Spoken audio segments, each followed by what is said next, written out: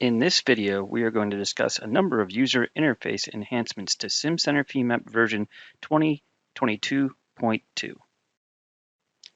First, a few new group commands have been added, which allow you to place geometric entities into groups based on selected nodes or elements which are associated with those geometric entities. So the first thing we're going to do is we're going to use group curve from node. It's going to make a new group, and then we're just going to select a few nodes. Next, we're going to use group surface from element. It's going to select a few elements.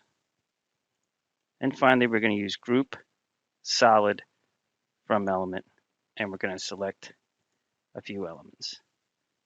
We're going to say OK. Then we're going to look at our active group, and you can see which curves, surfaces, and solids have been added to the group. Looking at our full model again, similar to these group methods have been added to the standard entity selection box for geometric entities. So let's just say we were going to do list, geometry, curve, and I choose method from node. If I were to choose these nodes and then use the highlighting functionality, I can see which entities are going to be added to my selection. Next, we're going to talk about the API Selection Tools menu, which has been added to the Pick menu for standard entity selection dialog boxes. I'm going to use the Window Show Entities command. Just choose Node, say OK. Now, in the dialog box, I can use Pick, and then I can go to my API Selection Tools submenu, and I'm just going to say Add Nodes by Range, and say OK, and then we can see how they're highlighted.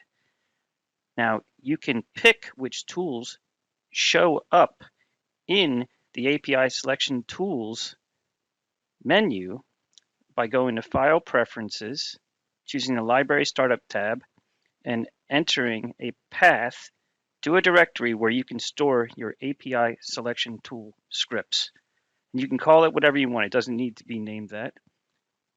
One last thing is when you're actually writing the APIs themselves, you're always going to want to use FE Start Selection Tool, then FE End Selection Tool, and just in case you pick the wrong API script or you're picking a different type of entity than expected, you're also going to want to include FE Abort Selection Tool in any script which you use as an API selection tool.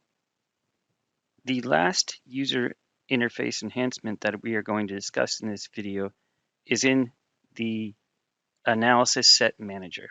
Here we have a model set up with kinematic joints. We have a universal joint here in the middle, a revolute joint here at the top, and then another revolute joint here at the bottom. So perhaps you want to see how these are being written out for Nastran. So you can go to Model, Analysis, and as before, you could use the Preview Input button, which is going to show you a preview of your input file.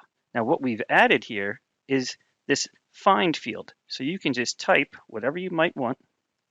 So I'm just going to type in C joint. And what's going to do is it's going to find the first C joint in my model. Then if I click it again, it'll find the next one that's going to be in the input file. And then finally, the last one. Now if I click it again, it's just going to return to the top and just going to keep cycling through here.